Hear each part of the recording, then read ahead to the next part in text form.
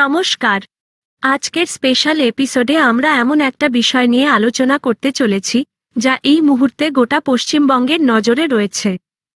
Vote গ্রহণ তো শেষ, কিন্তু রাজ্যের মাটি থেকে এখনই বিদায় নিচ্ছে না কেন্দ্রীয় বাহিনী।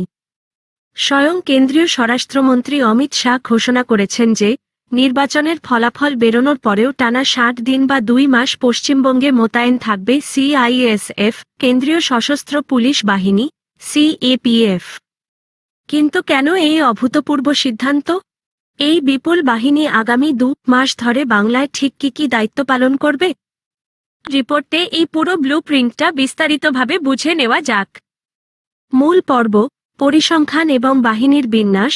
নির্বাচন কমিশনের নির্দেশিকা এবং বর্তমান রিপোর্ট অনুযায়ী রাজ্যে প্রায় ৭০০ কোম্পানি অর্থাৎ প্রায় ৭০,০০০ কেন্দ্রীয় জওয়ান থেকে যাচ্ছেন।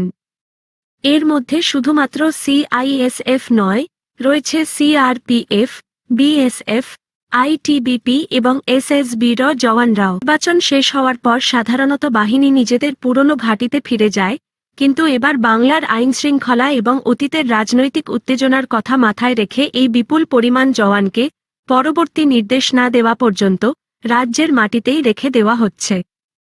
কেন্দ্রীয় বাহিনীর আগামী ৬০ দিনের মূল এজেন্ডা, এই ৭০,০০০ জওয়ানকে মূলত দুটি বড় ভাগে